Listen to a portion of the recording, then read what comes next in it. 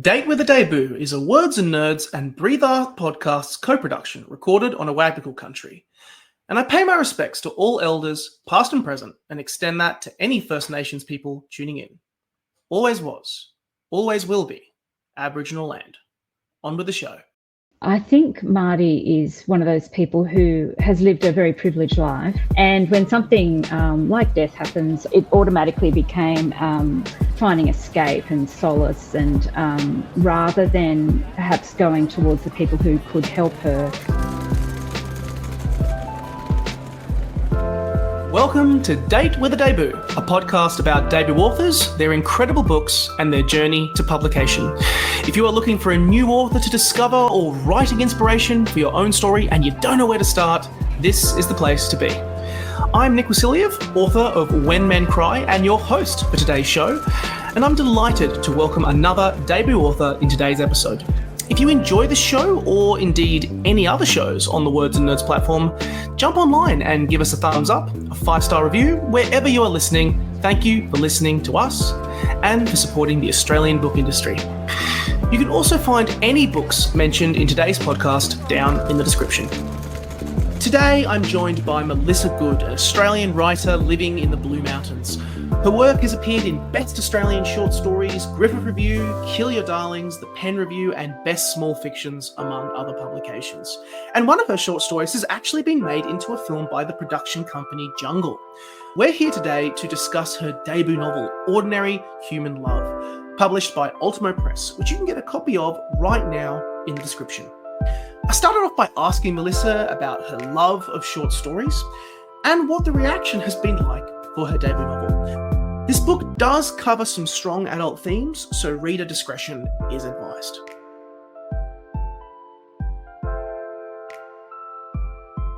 Melissa, welcome to Date with a Debut. Thanks so much for having me, Nick. It's a pleasure. Before we dive into Ordinary Human Love, I actually just want to talk a little bit about the fact that you've written a lot of short stories before you approached this debut novel, if I can. And I have a special case because I believe you have had a short story made into a film. Yes, I have. Is pretty freaking insane. I just want to mention that. Like, that's a good flex to start off. Like, for any writer, tell me about that. Yeah. Oh, well, it was completely unexpected. So it was a story that was published in Best Australian Stories, and it was when Frank Morehouse was editing it. So that was awesome. And yeah, basically it was out in the world, and then the director, Scott, he came to me, he just contacted me and said, I love your story, and I would love to make it into a film. And obviously a short film because it's a short story. And yeah, so this is Scott Pickett, who has since done a lot of work. But it was at the time he was with Jungle Boys, I think, production company. And and it basically just, he worked on the script, and we'd signed a contract and everything. And he went and made it into, it actually happened. So, and then we had the screening of it, which was awesome. And I was very heavily pregnant with my daughter. So it was a very strange feeling of seeing this story, come to fruition on film in the cinema. And yeah, it was lovely. That must have been a strange experience to see your story come to life, and, be birthed in a different setting, with a different set of clothes, different to the short story that you had. While at the same time, you were also about to have a child of your own. That's right. It kind of does feel like a similar experience when you're actually writing a book and then you have to say goodbye to it and it goes out and has a life of its own, similar to a kid in some way, shape or form. But before we talk about Ordinary Human Love, there's one question that I always really like asking when I have come across someone who has written short stories, because I'm quite lucky that I've had a few short story collections on the show this year. Michaela Saunders has been on. Got to chat with John Morrissey at the Newcastle Writers Festival about Firelight, his collection of short stories. And I actually really think, and the reason why I want to poke you about it a little bit further, if I can, is because I feel like short stories are underappreciated in general. I feel like from my own experience, writing short stories is harder than actually writing a novel because of the benefit of a novel is you can be as long and verbose as you wish, whereas brevity is kind of the key point of a short story. And the chopping and changing and saying a lot within a very set period of time is extremely difficult. As someone who has done a lot of short storytelling, where do you think short stories sits in today's publishing world?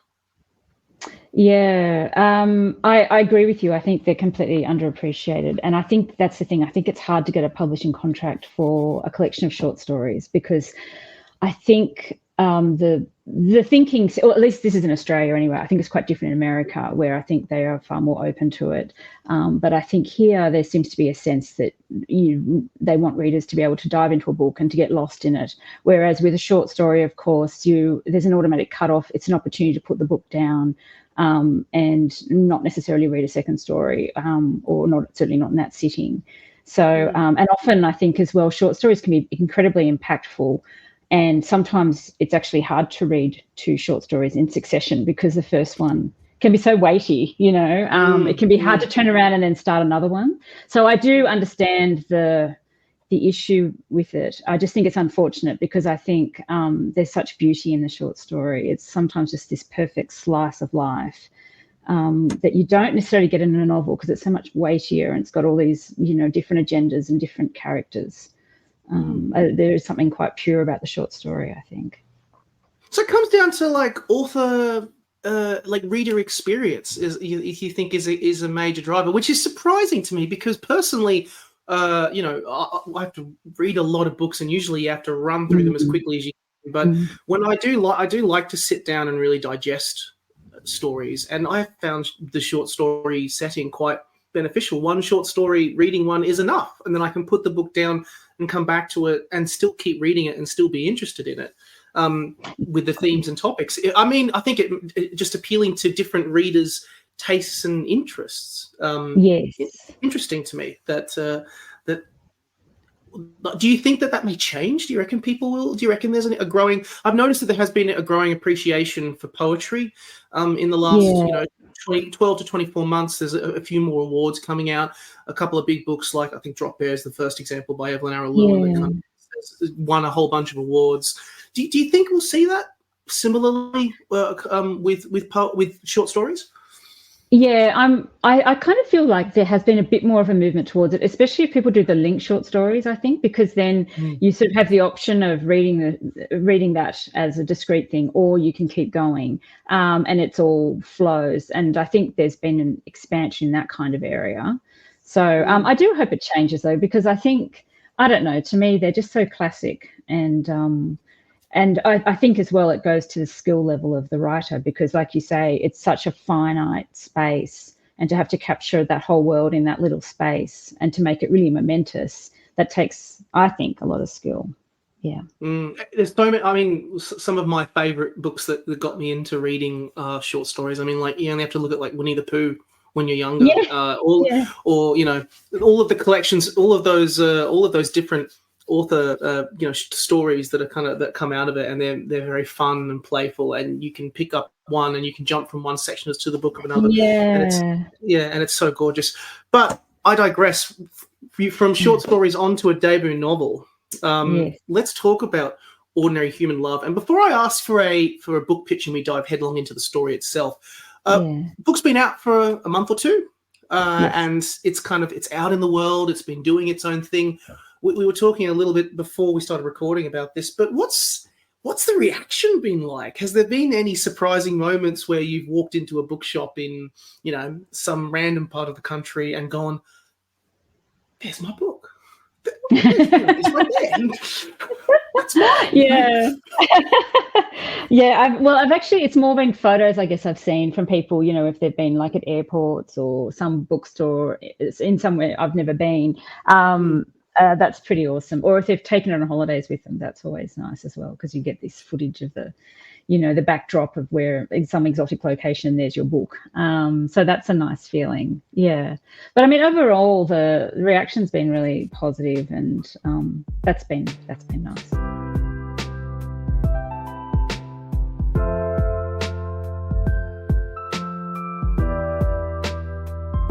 I'm not surprised. I'm not surprised that the reaction has been so positive, because this is a deep dive into the human condition, human experiences, but also how they come into conflict with one another. It's at this part of the show where I like to ask my authors for their 1-minute elevator pitch, and I'm now going to ask that of you. Okay. What is Ordinary Human Love about? Well, it's about Marty, who is a woman in her mid-30s, and it's about her. Really, she's the prodigal daughter returning to Australia after having been away overseas for 18 months, and she's been travelling, drifting, and that followed the death of her mother and the end of her marriage to Richard, and also the end of her affair with Ian. So she had taken herself off to Europe really to, I guess, escape or whatever, recover, however you want to phrase it. And then the story commences with her returning to Australia, to her father's house, and realising in the full knowledge that she needs to repair some relationships, that being particularly with her father and also with her former lover, Ian. That's pretty much the central sort of starting point of the whole novel. It's a good summary, and I think there's a lot just from that pitch alone for any readers listening. There's a lot to digest and unpack here. It is a great examination of the self, but I also think about the values that you have in your life, and what and how that can sometimes come into conflict with others. I think a lot of people in today's world, we often talk about how, you should always, at the end of the day, you should always look after yourself, and you should always prioritize yourself, and the self-care element of it, of life, is so critical. But sometimes doing that is really difficult because it can be at conflict with other people and other individuals. And the first thing that immediately I was drawn to with this particular book is just the headspace that Marty is in. No spoilers as to who says it, but at a point in this book, someone tells Marty, "You are your own worst enemy." And I thought that really captured a clear headspace of where she is. Not just the fact that she is a person in grief, still dealing with the loss of her mother, but also on the journey she has been on, the situation with Ian, and how that came to its conclusion, but also just where she sits herself. Tell me about her, because she is the lens that you frame everything through. And in this story. Yeah, well, I think Marty is one of those people who has lived a very privileged life, and has perhaps thought that it would go a particular way, which I think is what a lot of us think. We think we're in control of our lives, and that this step will follow this step, etc.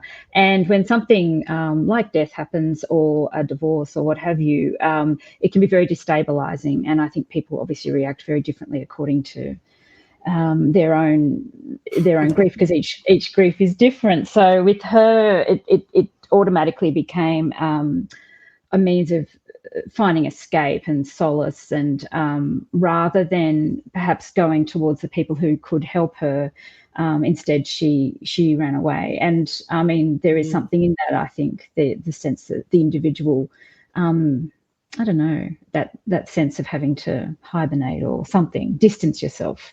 Yes. I understand that, yeah. So, but then, of course, on coming back, realising the world of work that you have to do to make up for what you've done. And I mean, and her father accuses her of, being so selfish in what she did. And I think there is a sense that, in some ways, grief should be a collective experience. I guess it should be but it often isn't. It often divides people, I think, and they go into their own little silos. So yeah. And I do think that relationship with her father is interesting. How he has processed. The immediate realization I had with her was that after we find out about the death of her mother and how that has led her, is that she really hasn't, the whole idea of distance and trying to rediscover herself, it hasn't prevailed like, so many, it's often been like, go away, go travel, go find yourself. And she hasn't really. Instead, she's used it as, I don't want to say like a weapon, in a way, because sometimes you can use distance as a weapon to hide away or disappear from your problems, or hurt other people by depriving them of your presence to deal with something collectively together. And that has certainly been the case with her father, who is particularly when she returns back, is very cold to her, but also that in this kind of this adventures that she's been having, and all of these lives that she's got intertangled with, having that affair with Ian, it breaks down.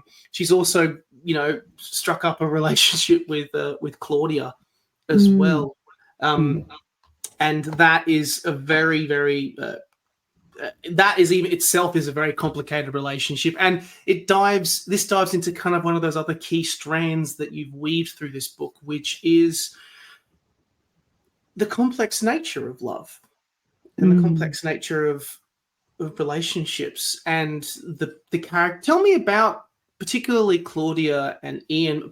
I found Ian so interesting because Ian, I mean, in addition to reading the book, I've also seen what other people think of Ian online, and Ian comes across in a very interesting way to many people. But at the same time, you see why he is hurt and he is upset, and there is a reason for the way he is behaving the way he is behaving. It also comes to a question again of how does one heal from that as well. Just tell me a bit about this setup of the people around Marty. Yeah. Well, it's interesting you say that, because when I first began writing the book, I actually thought of Claudia as the first character, because I'd met someone who I just thought she just seemed like a 16-year-old who'd experienced too much, and I just thought that was an interesting. I only met her extremely briefly, but she captured my imagination. And then, of course, I thought of her having, well, not of course, but I did think of her having an older brother, and then Marty came about. So it was really Claudia and Ian. And then Marty, and really Marty, of course, had to be the center of it all, because I didn't think I could write a teenage voice, and I didn't think I could write certainly a male's voice. So that's kind of how that all came about. But in terms of the people around her, I think that a lot of them are these new people in her life, for example, Ian and Claudia, are completely different to the people that she's had in her life previously. So completely different to her father and her mother, but also different to her friend Kate. And so they show, I think, a different way of being, and a different way of a different type of family. And Ian is very protective of his sister Claudia, who's moved in with him. So I think for him there's a sort of a guardianship component to that, but also also trying to make amends for having, not having looked after her from birth, knowing the household she was growing up in.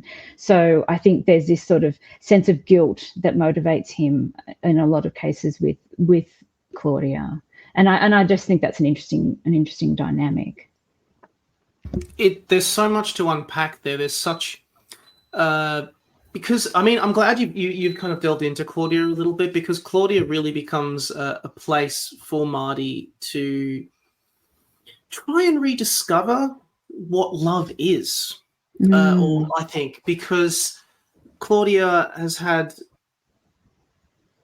She's so young, but she has been marked by life already due to the circumstances, particularly surrounding her mother, and where she sits with Ian is complicated. Where she sits, and then as a result, Marty kind of sees it as an opportunity to try and reconnect in some way, shape, or form. I don't know how. We won't discuss the ending. We'll try and keep it as spoiler free as we can, ending wise. Because these characters and how their stories dovetail and unfurl is one of the reasons why I love the book in the first place, and long and the short of it to any reader is go and buy it. But for me, it was very much it was a book I kind of also needed, because it often kind of bringing it back to the kind of where I grabbed it at the top is the value of personal growth and self-love, and then how that comes into conflict with the responsibilities, not only taking responsibility for actions that you have done in the past in terms of how you have treated other people, but also the responsibilities and obligations you have to other people. And that is not just in the case of Marty, it's also in the case of Ian and how he treats and how he looks after to Claudia. Did this book? I often like to think that books teach you a lot as a writer. You sit on themes and ideas and mull with them and write with them and play with them and have a conversation and strike up relationships with these themes.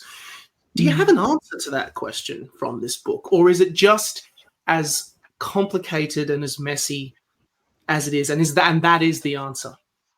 Yeah, I know what you mean. Yeah, I did find that, I don't know. I mean, I think in some ways, to me, Ian and Claudia, and even Ian and Marty, and the way they are together, to me that represented perhaps a more genuine or a more true, no artifice.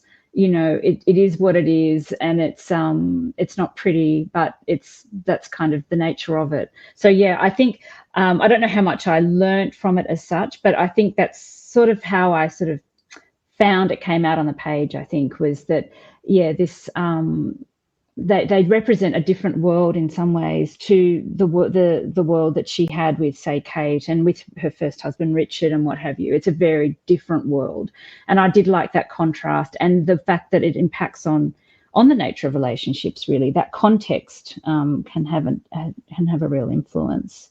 So, and it's the reason that Claudia is there in some ways in the first place with Ian. She's someone who could easily fall between the cracks and really is so vulnerable that her only option is to really go to her brother, who is basically one of the only people who could look after her. So, yeah.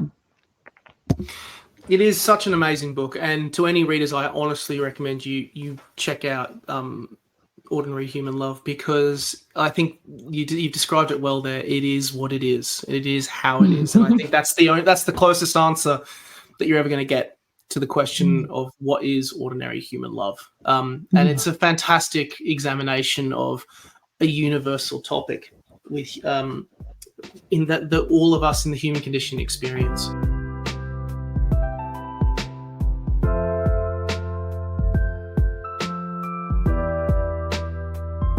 I want to ask you a little bit about your journey to publication now, if I can, because, I mean, I'm assuming, of course, having done a lot of writing before your debut, you were quite familiar with that process. You go through the editing, you go through, putting it into a collection, you kick things around with publishers and you kick things around with the editors and that collaborative nature, and I could go on.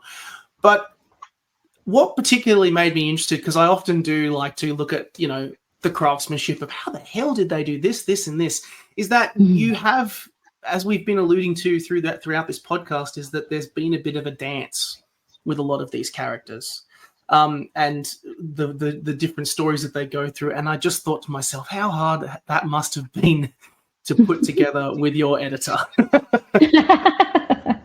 Yeah, I guess it's the nature of a novel, isn't it? You can have so many different strands. So many different storylines and what have you, and that makes it, I think, richer. I mean, obviously not to the point of it being confusing, but just where the different storylines, I guess, bounce off each other or reflect each other. What sort of process did you kind of come to with your editor in terms of, like, making sure that because what was really good was that the key strength of the story is that everything felt so believable and in the moment, which it should be with those, because you're dealing with such big, you're dealing with those emotions, those themes, and you're with those characters in that difficult place. What was it like kicking it around with your editor and going, you know what, we've got to try this in this particular moment, and this in this particular moment, and how does this apply to this later, etc., etc.?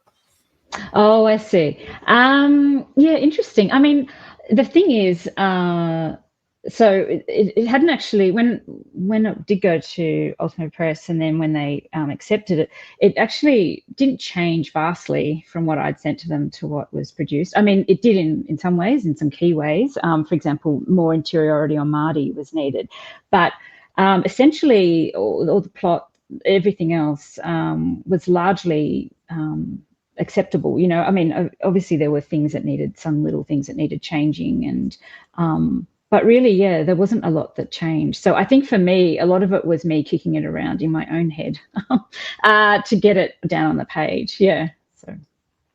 Oh my God, that would have been. How long? How long was it? Did it take for you to kind of craft and put this story together? Because that's a lot of volume. That's a lot of kicking around.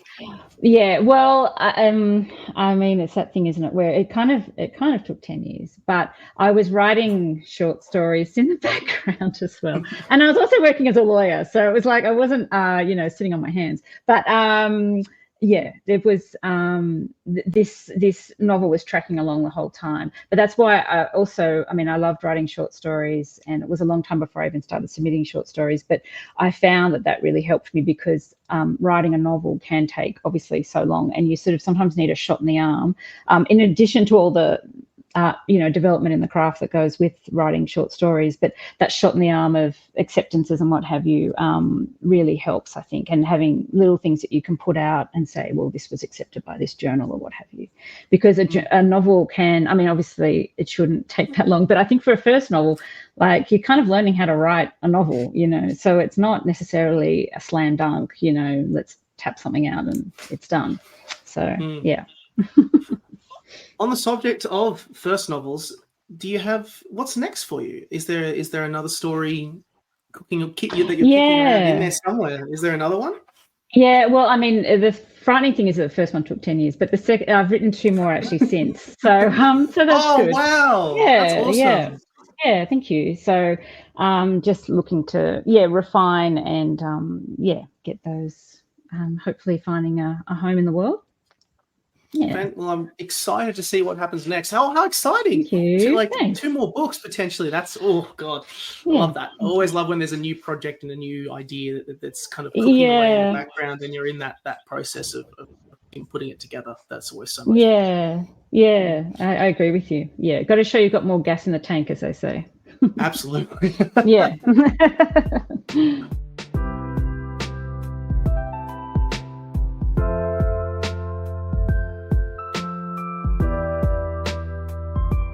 We've now come to the final part of the podcast, where we do a rapid fire question part of our little date with the debut. And I throw a bunch of questions at you, and you give me the first answer that comes to your head.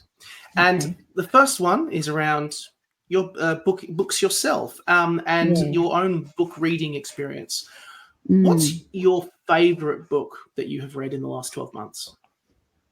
Well, it's actually one that I've not long finished, but it was James Salter and Light Years, which was just beautiful. Yeah. I've read his other his works as well, but anyway, that one just really had such a strong impact. It's about a couple, and basically it's about their marriage, but also how it progresses over many years, and he's able to do that within the confines of a novel, and it's just stunning. All the little intricacies and details and small things that come up between 2 individuals. Yeah, I'm a sucker for stories like that. It's true. So, what is your favorite debut that you've ever read, like any point in your life? Yes.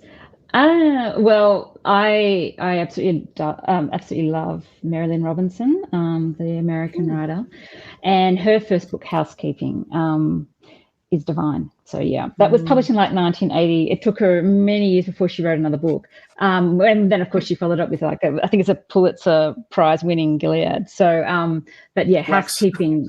Yeah, and that goes to show that like you do. Like you do, and it goes to show that like you can come out with an absolute banger, and then the next one just it may be several years between the next one, but sometimes it is worth the wait. If it's that's right. It's the right story. That's right. You meet Marty in a lift. She has manifested into the physical world, exists with you, and with all of the knowledge that you have of her, you meet her in a lift, and you've got time for one question to ask her. Oh, what is God. Oh, God. I don't know what I would say to her. Would you just give her a hug? Why'd you do it? Yeah. Yeah, I think I would, you know. I feel like I really know her. So, yeah, I'd probably just say, can I give you a hug and say thanks?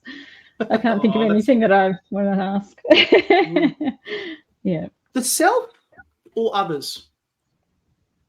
What's that? The self or others? The self? The focus on the self or focus on others?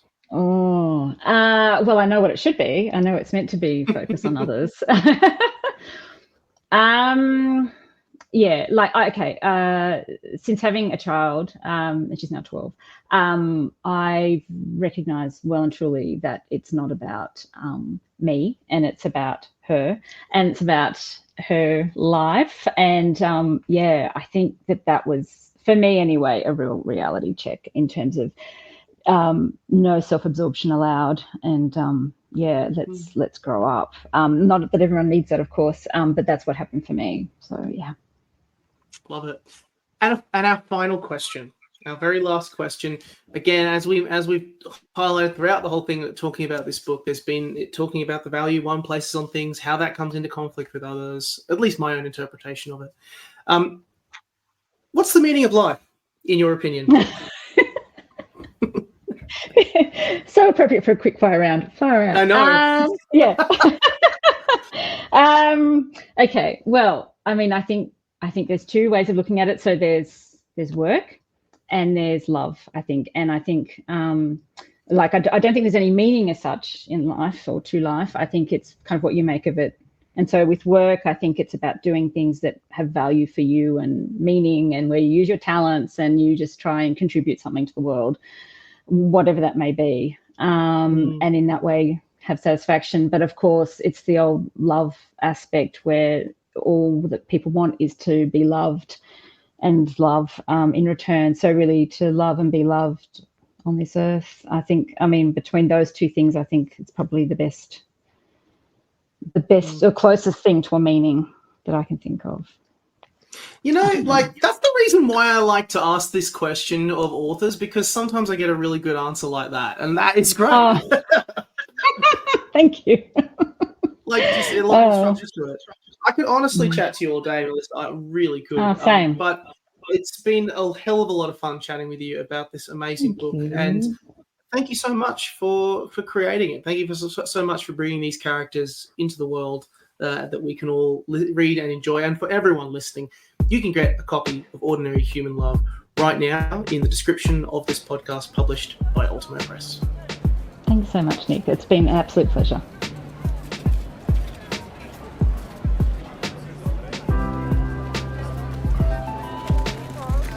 Thank you for listening to today's episode of Date with a Debut, and for listening to the Words and Nerds channel. You can buy all books mentioned in today's episode down in the description box, and if you enjoyed the show, or indeed any episode of Words and Nerds, drop us a review, leave us 5 stars or a thumbs up. It is hugely appreciated. Catch you soon.